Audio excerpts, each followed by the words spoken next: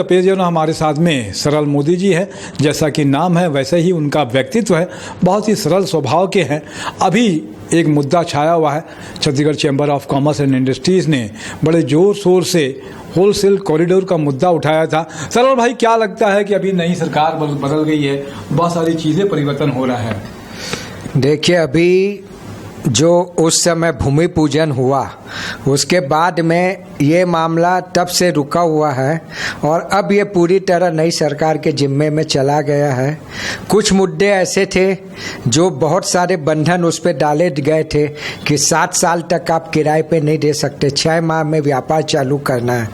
और भी जो बहुत सारी चीज़ें थी जो पूरी तरह कोई भी पिक्चर क्लियर नहीं थी।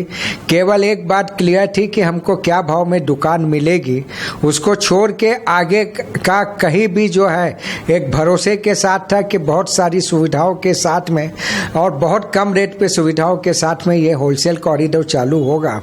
परंतु ये भी अपनी जगह तय है कि नया मार्केट बनने के बाद में वहाँ व्यापार शुरू होने में 15 से 20 साल लग जाते हैं और यहाँ तुरंत व्यापार चालू करने की बात थी। 7 साल तक आप किसी को भाड़े में नहीं दे सकते, वो भी बात थी। बाकी चीज़ों में भी एक भरोसे पे थी, कोई स्पष्टीकरण नहीं था।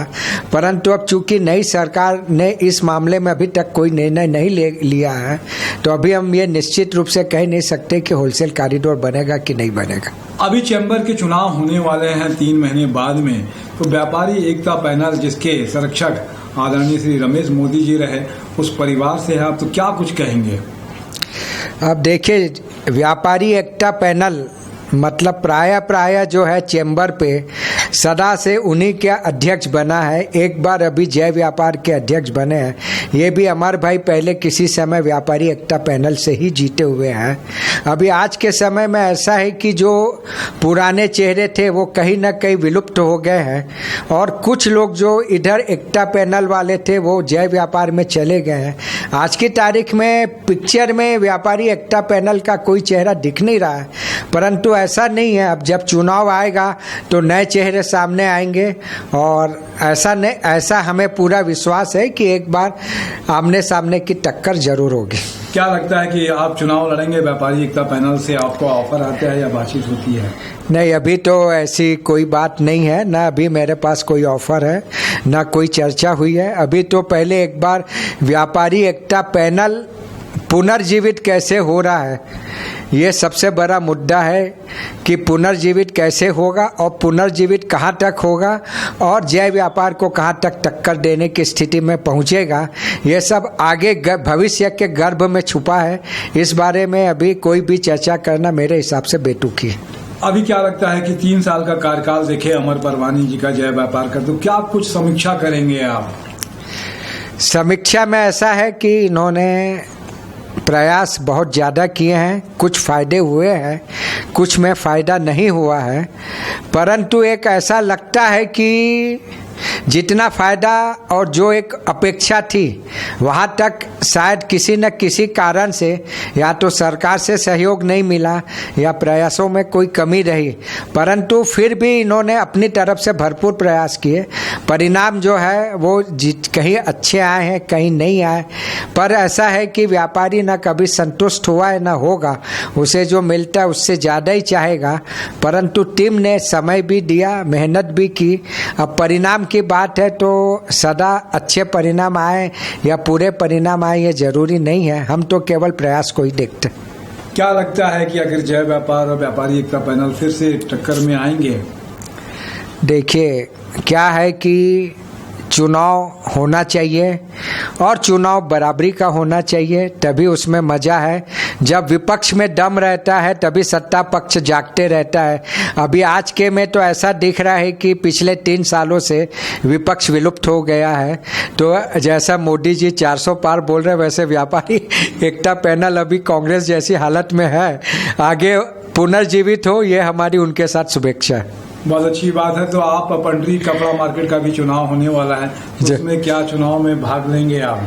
हाँ, अभी तक तो व्यापारियों का बहुत ज़्यादा दबाव है कि मैं अध्यक्ष बनूं और यदि कोई सामने चुनाव लड़ता है तो मैं चुनाव भी लड़ूं। कारण क्या है, बहुत सारे मुद्दे ऐसे हैं जो अभी वर्तमान अध्यक्ष उनको सुलझाने में असफल रहे हैं और ऐसा लगता नहीं कि वो फिर से अध्यक्ष बनेंगे तो इन मामलों को सुलझा लेंगे। तो किसी न किसी नए आदमी की ज़रूरत है और बाजार का विश्वास है कि यदि मैं चुनाव लड़ूं या मैं अध्यक्ष बनूं तो चुनाव लड़ने पे तो अध्यक्ष बनूंगा ही, और यदि निर्विरोध भी बन गया तो मेरा पूरा प्रयास रहेगा कि बाजार की जितनी समस्याएं हैं वो एक बार पूरी तरह समाप्त हो जाए और एक बाजार में सारी व्यवस्था सुचारू रूप से चले और बाजार में सुविधाओं का अच्छे ढंग से विस्तार हो। क्या कुछ कहना चाहेंगे अपनी तरफ से आप व्यापारियों को? देखिए, व्यापारियों को तो मेरा एक ही कहना है कि प्रयासों में कोई कमी नहीं रहेगी और मुझे पूरा विश्वास है कि बाजार के जितने मुद्दे हैं उनमें से सारे के सारे मुद्दों का निराकरण हो जाएगा।